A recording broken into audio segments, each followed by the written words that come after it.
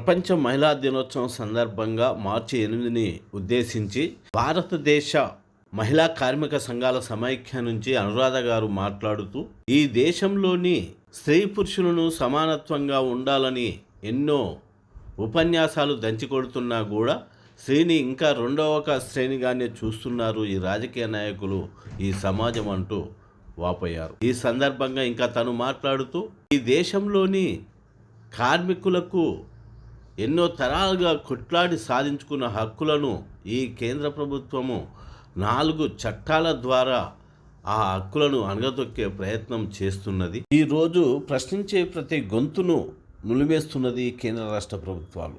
అందులో భాగంగానే ఈరోజు మధ్య భారతదేశంలో జరుగుతున్న హింస మానవ హాననంగా చూడవలసిన అవసరం ఉన్నది అంటూ మాట్లాడుతున్నారు అనురాధ గారు. ఈ అనురాధ గారు తను వ్యక్తిగత జీవితాన్ని సైతం సమాజానికి వదిలేసి కార్మిక సంఘాలకు ఎంతో సేవ చేస్తూ నిత్యం కార్మికుల కోసం ఆలోచిస్తూ ముందుకు నడుస్తుంది. కానీ నేటి యువత కూడా పెళ్ళి అనే బంధాన్ని విడనాడి ఒంటరి జీవితాన్ని గడపటానికి ఇష్టపడుతున్నారు. కానీ అది ఓ గంజాయి దాక్కుంటున్న ఇంకో వ్యసనాలకు అలవాటై మాత్రమే అలా చేస్తున్నారు.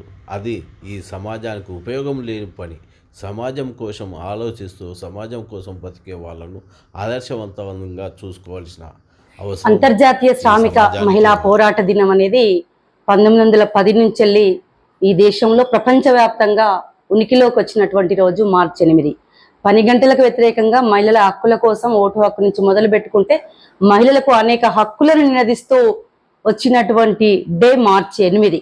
ఆ హక్కుల దీక్షా దినంగా మార్చి 8 జరపాలనేది మా ప్రగతిశీల మహిళా సంఘం, భారత కార్మిక సంఘాల సమైక్య పిలుపునిస్తుంది. కానీ ఈరోజు మార్చి 8ని ఒక స్ఫూర్తికి భిన్నంగా ఈరోజు ప్రభుత్వాలు కూడా మార్చి 8 జరుపుతాయి. అనేక పాలకవర్గ పార్టీలు, స్వచ్ఛంద సంస్థల నుంచి మొదలుకుంటే అనేక మంది ఈరోజు మార్చి 8 ఒక ఉత్సవం లాగా, ఒక జాతర లాగా, ఒక పండగ లాగా, ఒక పబ్బం లాగా జరిపే పరిస్థితి గత కొంతకాలంగా శుభాకాంక్షలు చెప్పుకునేటువంటి పరిస్థితి అంతా కూడా దేశంలో ప్రపంచవ్యాప్తంగా కొనసాగుతుంది. వీటన్నింటికి భిన్నంగా మార్చి 8కి ప్రగతిశీల మహిళా సంఘం ఐఎఫ్టీలు పిలుపునిస్తా ఉన్నాయి. ఇది మహిళల పోరాట దీక్షా దినంగా మాత్రానికి దీన్ని ప్రతినబూనాలనేది మేము మరొకసారి ప్రపంచ మహిళలకు, భారతదేశ మహిళలకు పిలుపునిస్తా ఉన్నాం. ఇందులో ముఖ్యంగా భారత రాజ్యాంగం ఏదైతే ప్రతిపాదించిందో జాతి, మత, కుల, లింగ వివక్ష లేనటువంటి రాజ్యాంగం మీద ప్రమాణాలు చేసినటువంటి అనేక ప్రభుత్వాలు, అన్ని ప్రభుత్వాలు ఈరోజు భారత స్త్రీలను, మహిళలను 2వ జాతి పౌరులుగా చూస్తున్నటువంటి ఒక దౌర్భాగ్యమైనటువంటి స్థితి ఈ దేశంలో కొనసాగుతుంది. అంతేకాదు 75-76 సంవత్సరాల స్వతంత్ర సోకాల్డ్ భారతదేశంలో మహిళలు ఈరోజు ఎక్కడున్నారంటే, వీళ్ళు మహిళలు అనేక రంగాలలో వారు అగ్రగామిలో అనేక విజయాలను సాధిస్తున్నటువంటి మహిళలను కూడా ఈరోజు ఇంటికి పరిమితం చేసేటువంటి ప్రయత్నాలు మరొక్కసారి మనువాద పునరుద్ధరణ కుట్రలకు తెరదీసే విధంగా ఈరోజు బీజేపీ ప్రభుత్వం వ్యవహరిస్తున్నటువంటి వాస్తవం. శ్రమ విముక్తి లేనిదే మహిళా విముక్తి ఉండదని చాలా స్పష్టంగా భారత కార్మిక సంఘాల సమైక్య నమ్ముతుంది, విశ్వసిస్తుంది, ఆచరణలో అది పాటిస్తా ఉంది. అందుకని మహిళలు సమాన హక్కుల కోసం మాట్లాడాలని చెప్తా ఉన్నాం. ఈసారి మా మహిళా సంఘం పిలుపు కూడా, మా కార్మిక సంఘం పిలుపు కూడా ఆర్థిక, రాజకీయ, సాంస్కృతిక రంగాలలో మహిళలు అగ్రగామిగా ఉండాలనేది, అన్నింటికంటే మించి నిర్ణయాధికారాలలో మహిళలు సగభాగస్వామిగా ఉండాలనేది మేము నిలదీస్తా వస్తా ఉన్నాం.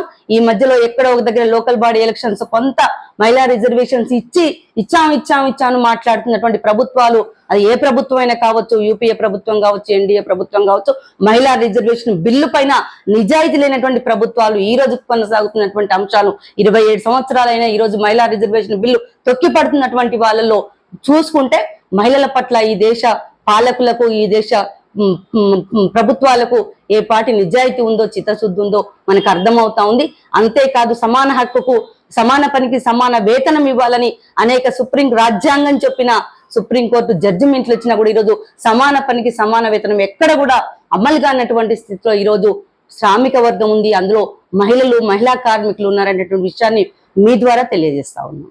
అక్క, ఒక చిన్న విషయం, కార్మిక రంగం నుంచి మీరు మాట్లాడుతున్నారు కాబట్టి, ఇప్పుడు రాజ్యం చేస్తున్న హింసలో మహిళలే స్వతంత్రంగా ముందుకు నిలబడి బాధ్యతలు తీసుకొని తమ కర్తవ్యాన్ని నిర్వర్తిస్తున్న కొన్ని సంఘాల నుంచే కావచ్చు, పార్టీ నుంచి కావచ్చు, ఇంకా వేరే ఏదైనా కావచ్చు, వాళ్ళు అంత స్వచ్ఛందంగా హార్ట్ఫుల్గా చేస్తున్న వాళ్ళను రాజ్యం హింసలో భాగంగా కాల్చి చంపుతుంది. ఖచ్చితంగా ఇక్కడ స్త్రీ పురుష తారతమ్యాలు కనిపించడం లేవు రాజ్య హింసలో భాగంగా. దీనిపైన మీ స్పందన? రాజ్య హింసలో కనిపించట్లేవు కానీ అనేక రంగాలలో ఈ వ్యత్యాసం కనపడతా ఉంటది. ఈ రోజు దేశవ్యాప్తంగా హక్కుల కోసం, మహిళల హక్కుల కోసం, మానవ హక్కుల కోసం మాట్లాడుతున్నటువంటి అది ఏ సంస్థలైనా అయిండొచ్చు కానీ ప్రశ్నించే తత్వాన్ని భరించలేనటువంటి ఏ ప్రభుత్వాలు కూడా విపరీతమైనటువంటి హింసని వాళ్ళ మీద ప్రయోగిస్తున్నటువంటి సందర్భం దేశంలో, రాష్ట్రంలో కనిపిస్తుంది. అందులో మహిళలు అతీతమేం కాదు, అందులో కార్మిక వర్గంలో ఉన్నటువంటి మహిళలు అసలు అతీతం కాదు.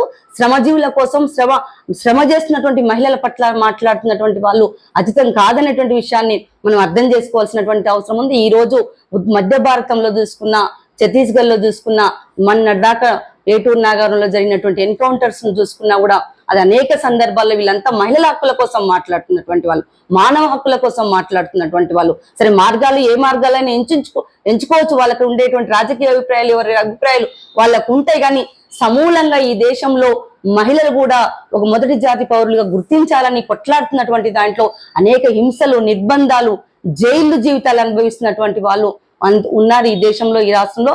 అంతేకాదు ఎన్కౌంటర్స్ గురవుతున్నటువంటి వాళ్ళు, జైళ్లలో నిర్బంధిస్తున్నటువంటి వాళ్ళు, ఊపా కేసులకు గురవుతున్నటువంటి వాళ్ళు, ఈ రోజు రోడ్డు మీదకి వచ్చి కార్మిక హక్కులను నిలదీస్తే చాలు అనేక కేసులకు గురవుతున్నటువంటి దాంట్లో మేము ఎవ్వరం అతీతం కాదనేటువంటి విషయాన్ని ఈ సందర్భంగా చెప్తా ఉన్నాం. ఇప్పటికైనా మహిళల శక్తి గొప్పగా ఉందని అనేక సందర్భాల్లో మాట్లాడుతున్నటువంటి ప్రభుత్వాలు మహిళల శక్తి ఇప్పటికైనా గుర్తించాల్సినటువంటి అవసరం ఉంది. ఈ హింసని బంద్ చేయాల్సినటువంటి అవసరం ఉందనేది మేము ఈ సందర్భంగా, మార్చి సందర్భంగా ప్రభుత్వాలను డిమాండ్ చేస్తున్నాం.